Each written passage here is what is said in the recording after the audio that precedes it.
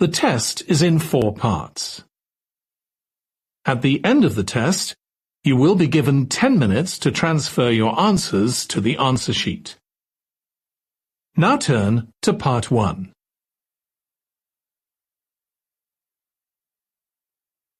Part 1. You will hear a conversation between an assistant at a community centre and a man who wants to join some evening classes. First, you have some time to look at questions 1 to 6.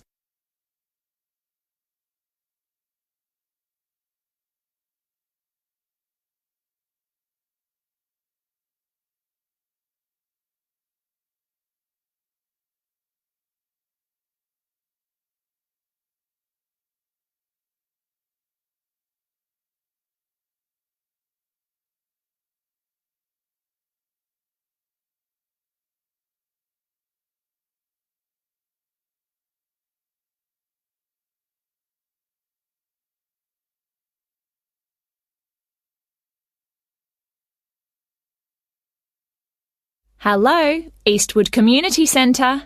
Oh, hello. My name's Andrew Dyson. I'm calling about the evening classes you offer. OK, Mr Dyson. Are there any classes in particular that you're interested in? Yes, you've got a class called Painting with Watercolours, I believe. That's right. It's a popular class, so this term it'll be moving to the hall, so they've got more room. Right. I know it's on Tuesdays, but what time exactly? It was 6:30 last term, but let me just have a look at the details. OK, it'll be 7:30 this time. Probably it suits more people. Well, it's my wife who's really interested, and that'll be good for her because she's home from work by 7:15. That'll give her just enough time to get there. What does she need to bring? OK, well, paints are provided by the tutor, I know that. The information says she'll need just a jar for water and some pencils for drawing. There are also lots of aprons here, so she needn't worry what she's wearing. And the cost for 4 classes is $45, including paints, as I said. OK. Now, we're both quite keen on the Maori language class.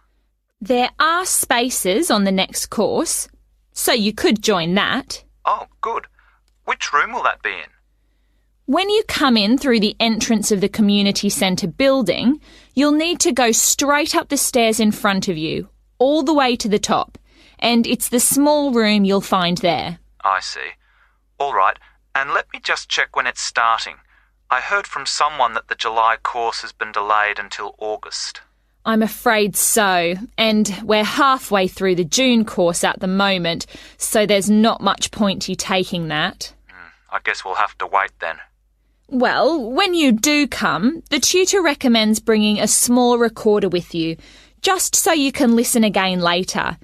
And the cost for 5 classes is currently $40. OK, useful information to know.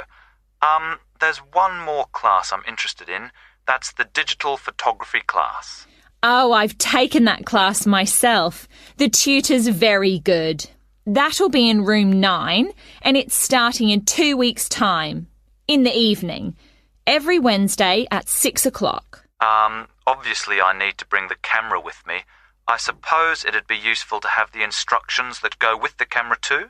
I'd say so.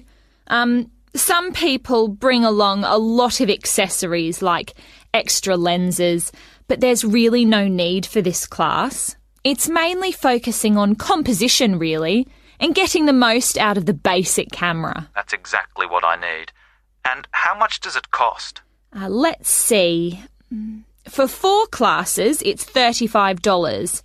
But if you take 8, it works out as $55. So you're making a bit of a saving. $15, that is. I see. Before you hear the rest of the conversation, you will have some time to look at the questions 7 to 10.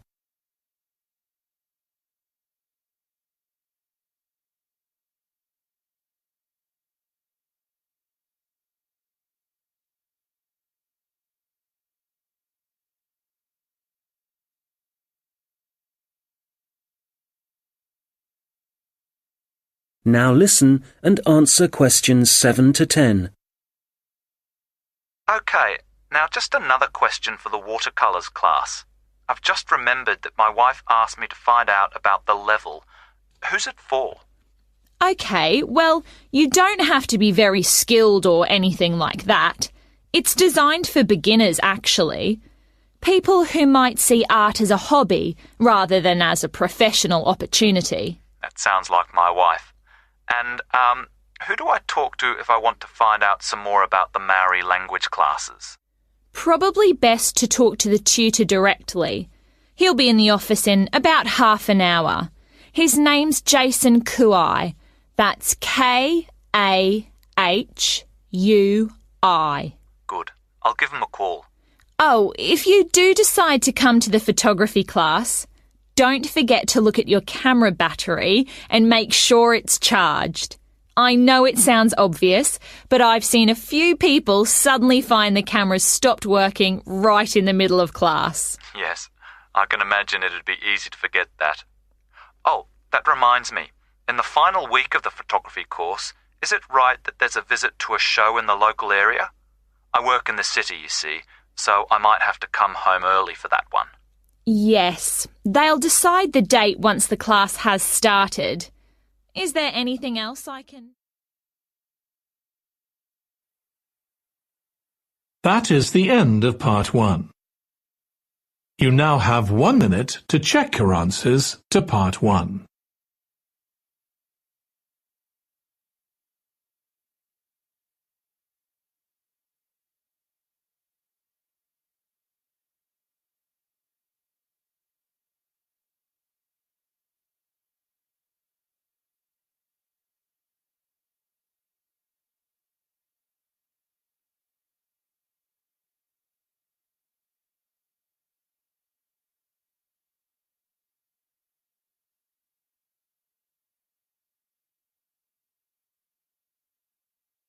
Part 2.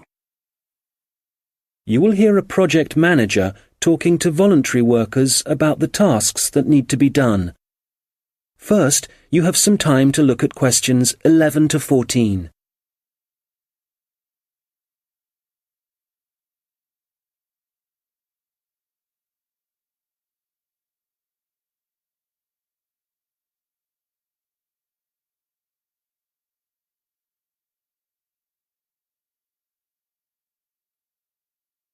Good morning. It's great to see so many people here. Thank you all very much for coming. Well, as you know, the community gardens at Hadley Park are really not looking as good as they should. Quite bad, really. And although the local council has a budget to deal with some of the problems, we do need volunteers for other tasks. If you don't mind, I'm going to divide you into 2 groups. So everyone on this side of the room is Group A, and the rest of you are Group B. So, Group A, there are a couple of things we'd like you to help with. First of all, don't worry about any litter or empty bottles you see lying about. One of the local schools has offered to help out with that as part of their own environmental project. The priority for you will be to give us a hand with the new wooden fencing. It needs constructing along parts of the bicycle track, as there are parts which have now fallen down or broken, as I'm sure you've seen. You've probably also noticed that some of the pathways that come from the bicycle track are quite narrow, and there are plans to make them wider, but the council will be dealing with that later in the year. And they've also promised to produce some informational signs about the plants in the gardens. Hopefully, they'll be up in a few weeks' time. The other thing we're doing is getting rid of some of the foreign species that are growing in the gardens and putting back some native plants and trees. So you'll be doing some digging for us and getting those into the ground. So, Group A, there's some items you'll need to bring along with you. I was going to say raincoats, but the forecast has changed, so you can leave those at home. I'd definitely recommend a strong pair of boots. Waterproof would be best. It's quite muddy at the moment, and your own gloves would also be advisable. Tools will be available, spades and hammers, that kind of thing. You just need to make sure they go back in the trucks. And, there's no need to worry about food and drink, as we'll be supplying sandwiches and coffee, possibly some biscuits even. Before you hear the rest of the conversation, you will have some time to look at the questions 15 to 20.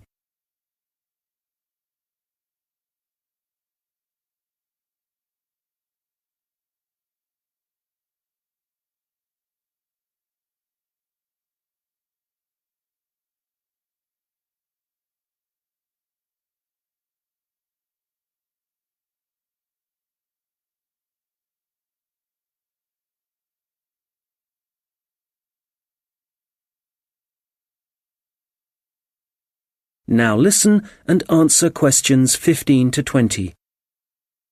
OK, Group B, your turn. Does everyone have a copy of the plan? Oh, great. OK. We'll all be meeting in the car park. That's on the bottom of the plan. See? Now, if you've been assigned to the vegetable beds, to get there, you go out of the car park and go up the footpath until you reach the circle of trees. There they are, in the middle of the plan.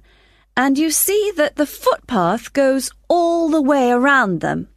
Well, on the left-hand side of that circular footpath, there's a short track which takes you directly to the vegetable beds. You can see a bamboo fence marked just above them. All right? OK, if you're helping out with the beehives, pay attention. Look again at the circle of trees in the middle of the plan and the footpath that goes around them. On the right side of that circle, you can see that the footpath goes off in an easterly direction, heading towards the right-hand side of the plan. And then the path splits into two, and you can either go up or down. You want the path that heads down. And at the end of this, you see two areas divided by a bamboo fence.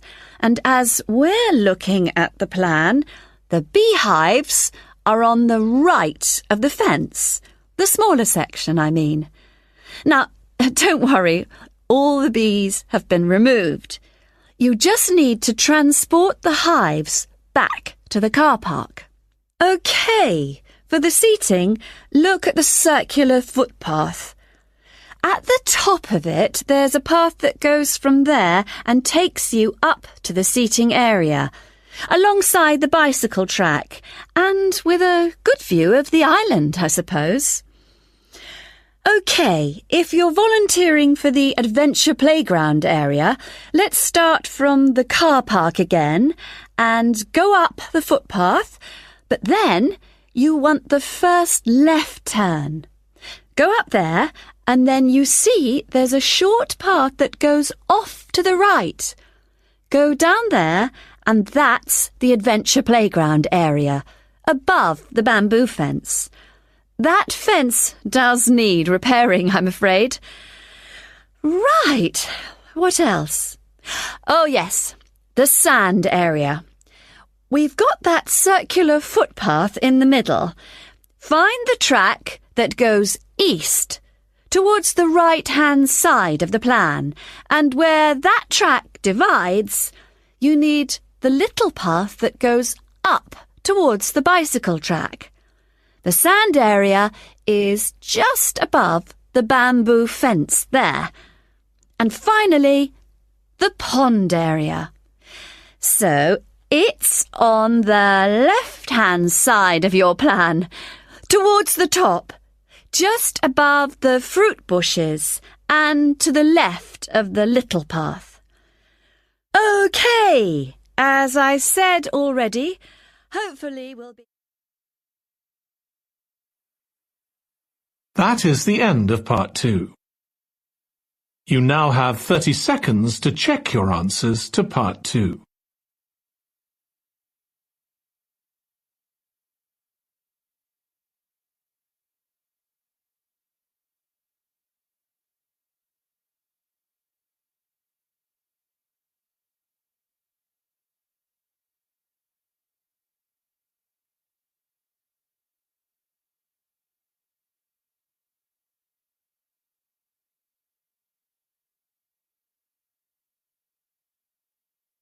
Part 3. You will hear two students discussing a presentation they are going to give. First, you have some time to look at questions 21 to 25.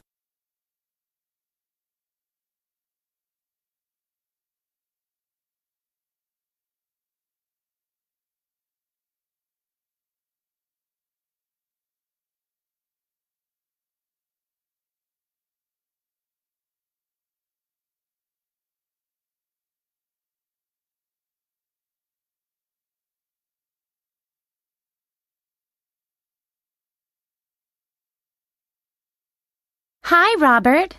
Hi. Sorry I'm late. I was just printing off some pages about food waste in Britain. Do you want to include Britain in the presentation? I thought we were concentrating on the USA. Well, it is a global problem, so I thought we ought to provide some statistics that show that. Fair enough. What did you find out? Well, I was looking at a British study from 2013.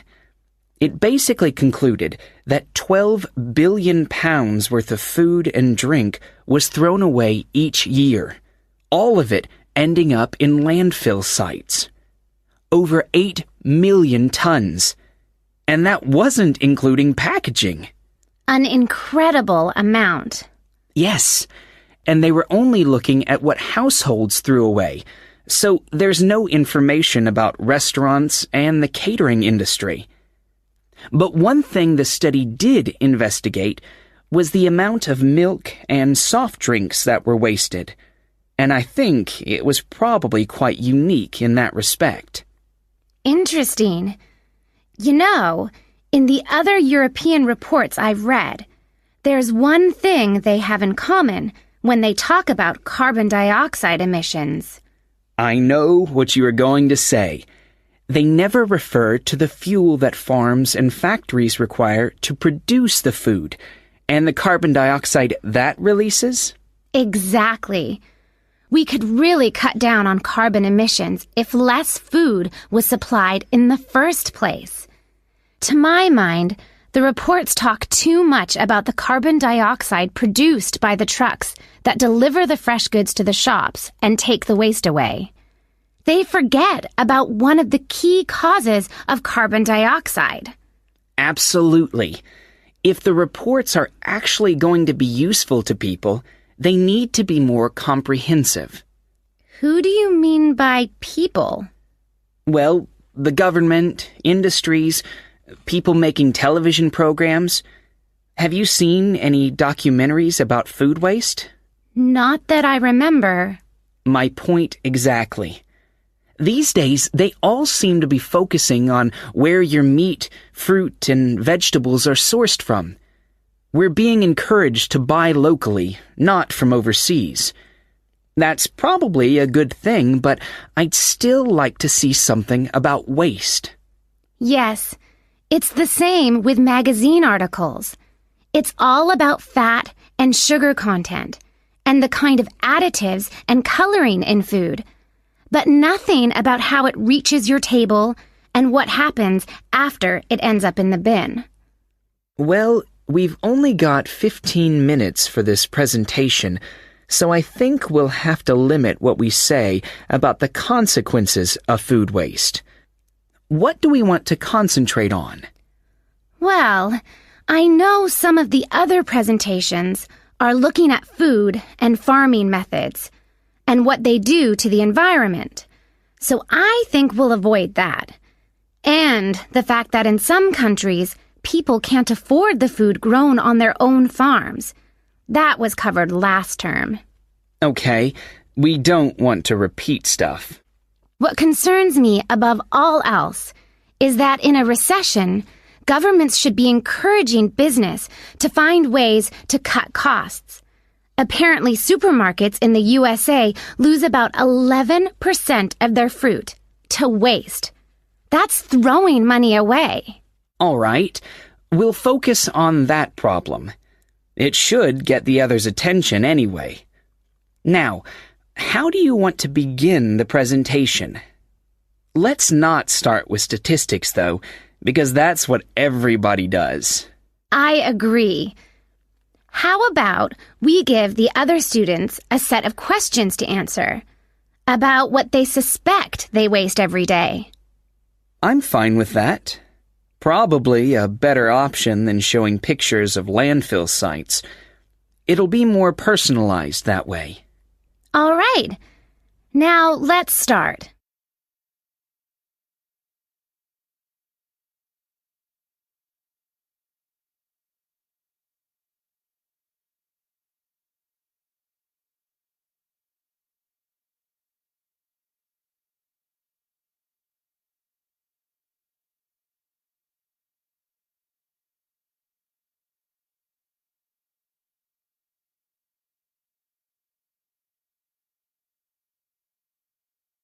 Now listen and answer questions 26 to 30. Okay, shall we now have a look at the projects that different researchers and organizations are working on? For me, the project I really liked was the one at Tufts University. You know, where they've invented tiny edible patches to stick on fresh foods that show you what level of bacteria is present, and so whether you can still eat it. It's a great idea, as it tells you if you need to hurry up and eat the food before it goes off. The other good thing about the patches is that apparently they'll be cheap to manufacture. Good. Then the other thing I thought was great was the Massachusetts Institute of Technology project. I hadn't seen that. Well, they've developed these sensors that can detect tiny amounts of ethylene. Ethylene is the natural plant hormone in fruit that makes them turn ripe, apparently. The researchers think that they can attach the sensors to cardboard boxes, and then supermarkets can scan the sensors with a portable device to see how ripe the fruit inside is. That's got to be a quicker way to check for ripeness than taking each box off the shelf and opening it. Definitely. And I thought that Lean Path was worth mentioning too. Their waste tracking technology means that caterers can see how much food is being wasted and why. That'll increase profits for them eventually. Yes. And did you read about 0%? They've produced this smartphone application that allows restaurants to send donation alerts to food charities. The charities can then pick up the unwanted food and distribute it to people in need. In the long run, that'll definitely benefit poorer families in the neighborhood. No kid should go to school hungry. I agree. And I read that quite a few local governments in the USA are thinking about introducing compulsory composting in their states. So you can't put any food waste into your rubbish bins, just the compost bin. Well, I guess that means a bit more work for people. I mean, they have to separate the organic and inorganic waste themselves before they take it out to the compost bin, and you know how lazy some people are. But I guess if we all start composting, we'd be doing something positive about the problem of food waste ourselves, rather than relying on the government to sort it out. Having said that, not everyone has a garden, so I That is the end of part 3. You now have 30 seconds to check your answers to part 3.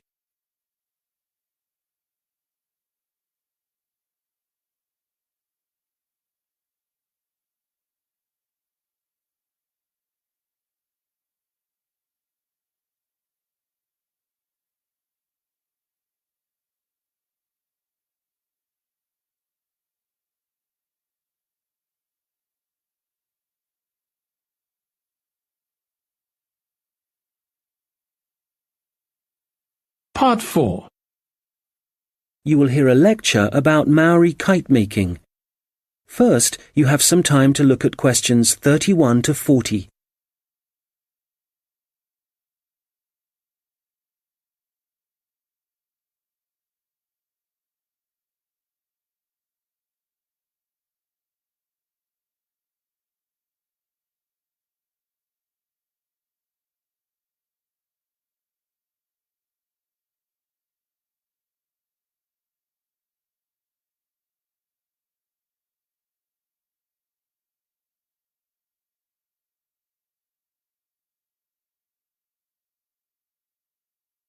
Now listen carefully and answer questions 31 to 40. Well, good morning, everyone. As you know, we've been looking at different kinds of art and craft that were practiced by the Maori people of New Zealand, at least before the Europeans began to arrive in the 18th century. So, the focus of this lecture is kite making, how the kites were made, their appearance, and the purposes they served. Well, let's start with the way they were made. As with other Maori artistic traditions, kite making involved certain rituals. So, firstly, only priests were allowed to fly and handle the largest, most sacred kites. There were rules, too, for the size and scale of the kites that the priests had to follow, and during the preparation of both small and large kites, food was strictly forbidden. In terms of appearance, kites were frequently designed in the image of a native bird, or a Maori god, and sometimes, perhaps less often, a well-known hero. You can imagine that when Maori first arrived in the new country, in New Zealand, it may have taken some time to find suitable materials for their kites. But, through trial and error no doubt, they found plants and trees that provided bark and even roots that they could use to make the frames and wings of their kites. And after the frame had been constructed, the kite then had to be decorated. For this, the priests used long grasses, and these, when the kite was in the air, would stream along behind it. They also used a variety of feathers to add colour to their creations. Well, all this meant it was easy to see a kite in the sky, but you could also hear Maori kites. They could be quite noisy indeed, and this was because some priests liked to hang a long row of shells from the kite. You can imagine how they'd rattle and clatter in the wind, how they might completely capture your attention. As I said before, the most common image was probably a bird, and that's the same for other kite-making cultures. But the kites were designed in particular shapes.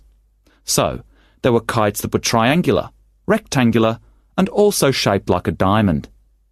And some of them were so large it would actually require several men to operate them. Some of the kites were also covered in patterns, and to make these patterns, the Maori used different pigments of red and black, and these were either made from a charcoal base or from red-brown clay which had been combined with oil obtained from a local species of shark. Now, before I forget, if you have a chance, do visit the Auckland Museum, because they have the last surviving Birdman kite on display. This is the kind of kite that has a wooden mask at the top of the frame. It's a mask of a human head, and you can clearly see it has a tattoo and also a set of teeth. Quite impressive, and a good example of Maori craftsmanship and symbolism. Right, turning to the purpose and function of the kites. They certainly had multiple uses. Primarily, the flying of kites was a way of communicating with the gods, And when the kites rose into the air, the Maori used them to deliver messages, perhaps requesting a good harvest, good fortune in war, a successful hunting expedition. So these kites were incredibly valuable to a community, treasured objects that one generation would pass to the next. People would also fly kites for other reasons. For example, to attract the attention of a neighbouring village. This was done when a meeting was required between Maori elders, a convenient method indeed. And finally, when it comes to war, there are traditional stories that describe how when a Maori warrior found himself surrounded by his enemies, a kite could actually provide the possibility of escape. The kites were powerful enough to take a man up into the air, and for this reason, they could also be used to lower him into enemy fortifications so that an attack could begin from the inside. Well, I'm happy to say there seems to be a revival and growing interest in kite making, and That is the end of part 4. You now have 1 minute to check your answers to part 4.